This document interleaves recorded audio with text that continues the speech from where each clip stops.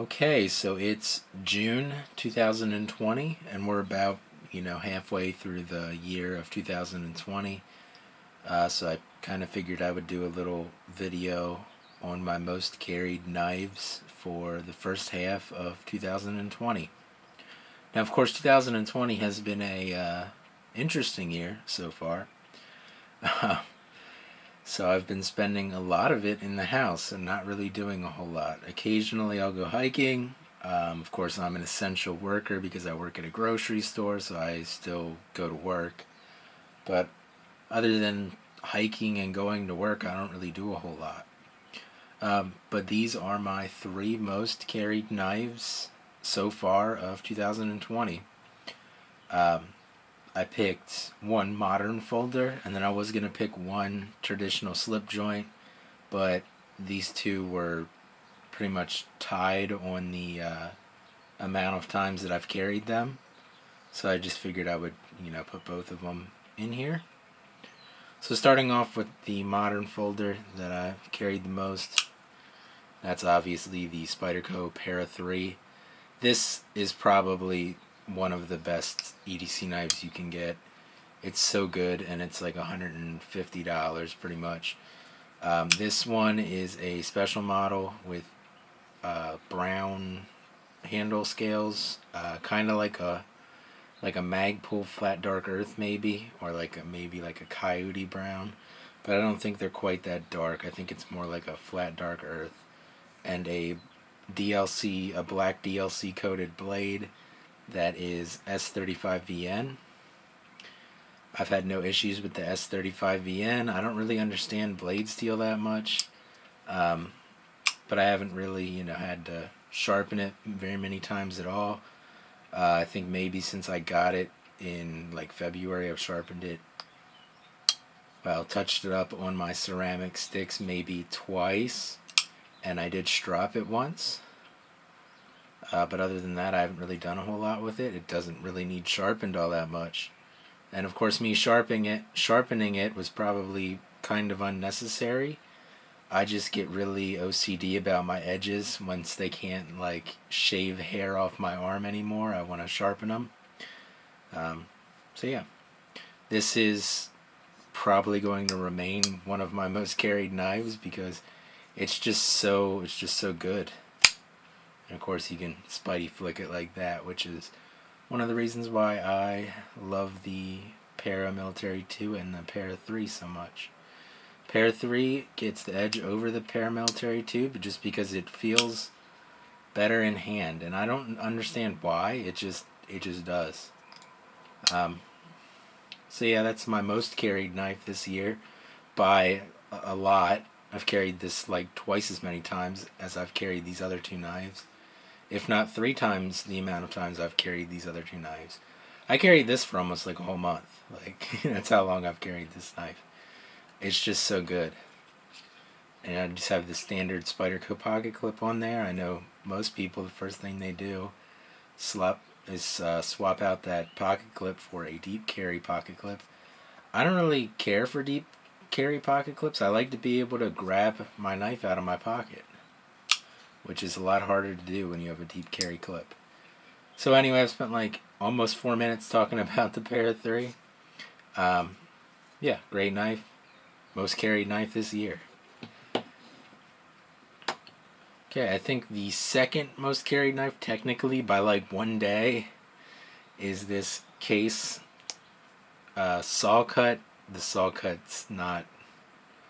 It's not really. This side is. This side looks like saw cut. This side's just kind of smooth. That's what you get with Case sometimes.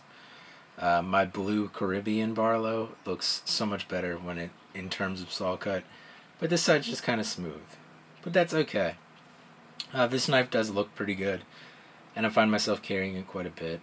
This one is in chrome vanadium, as you may be able to tell by the blade there. I think that's showing off some of the patina on that blade. And this is a two-blade Barlow by Case. Of course, the Barlow was the 2019 Volt pattern. You can still get Barlows. You can't get this model, but they have other Barlows on, well, most major retailers still have them. And I just really like this Barlow. I think the most out of all the Case Barlows I have, or out of all the Barlows I have in general. I like the Case XX stamped on the bolster instead of having a shield like the other Case Barlows do. Um, yeah, I've kind of been, you know, this is pretty much as close as I feel like I'm ever gonna get to a Great Eastern Cutlery Barlow, or my number 15 is probably as close as I'll ever get to a GEC Barlow because it's actually a GEC, but it's not a Barlow, it's a boy's knife. But that's besides the point.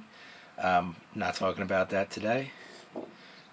So I've kind of been treating this like a TC Barlow, and I just really want it to look like one of those Charlie Campagna ancient Barlows. So I haven't been worrying about polishing up the bolsters when they get scratched up on my keys or anything. You might be able to see here that the pin's sticking out of the bolster a little bit there. That is because when I got this knife, the clip point had a little bit of side to side play, so I did my normal thing that I do with traditional knives that have play, and I put one end up against the head of a axe that I have, and I took a hammer and I just kind of gently, I guess they call it pinged or peened the pivot pin, or just kind of hit the bolster in the area where the pin is with a hammer, and that of course tightened up the pivot and made it so it didn't have any more blade play. That's a tip for when you get a case knife or any other traditional knife with blade play. You can always do that. Of course, it's going to leave pins sticking out of the bolster. But for the purposes of this knife, me carrying it all the time and it's getting scratched up and used and everything, it doesn't really bother me. Now, probably the one of my favorite traditional knives, of course, it's a GEC. Great Eastern Cutlery makes such good pocket knives. If you're into slip joint knives at all and you've never had a Great Eastern Cutlery, you really owe it to yourself to try one out. A lot of retailers still have different versions of the Great Eastern Cutlery knives. I was just talking about this number 15 Huckleberry's boys knife. You can still get this on most retailers' website because I don't think people wanted it because it comes with a bail and like a chain on it. I took the chain off of mine. But you can still get that knife on pretty much every retailer's website. And if you've never tried a Great Eastern Cutlery knife, it's really worth the money, at least in my opinion. They are put together so well. But this is a great example of a Great Eastern Cutlery knife. This is the Great Eastern Cutlery number 44 Buffalo Gunstock Jack, I think is the full name. And this one has the Gabon ebony covers. And it's just such a great looking knife. And once again, the bolsters and everything are all scratched up because I enjoy this knife a whole lot, and I carry it quite often. You have a pen blade that is a pretty good sized pen blade, and then a main clip point blade. And I love this blade shape a lot. I wish Great Eastern Cutlery would use it more. Unfortunately, they didn't have any of those boys' knives and clip points left. Only the spear point, which Great Eastern Cutlery also does really well. Comfortable knife to hold and use. It's big enough to get all four of my fingers on. And its blade is under 3 inches, so you're pretty good legality-wise pretty much anywhere. Of course, with being Great Eastern Cutlery, the blade is 1095 carbon steel, so there's a little bit of a patina on here. I don't know if it's going to come through on the camera so well. But yeah, that comes up when you cut food and stuff with your carbon steel knives. If you don't want that, you just have to be careful with wiping them off immediately and everything, and making sure they're always wiped off clean and dry and everything all the time. The little bit of like a patina or staining doesn't really bother me. when you start to get rust spots, that's what bothers me. So I just scrape the little rust spots off, and that happens when you like a humid summer day. If you spend a lot of time outside, you're gonna sweat, and your blade can get little rust spots on it. And I've had that happen, but all you just need to do is just scrape it off with your fingernail, and it'll leave like little dark black spots, but it won't be rusty anymore. So anyway, these are the 3 knives that I've carried the most for the first half of 2020. This knife's probably going to continue to be carried a whole lot for the second half of 2020 because it's probably the most usable, or at least my favorite modern folder that I currently have. And as for these 2 knives, well, I don't know. I do know that I've been carrying this quite a bit, so this might overtake these 2 for being my most carried traditional knife. But I don't know yet. So anyway, that's going to be it for this video.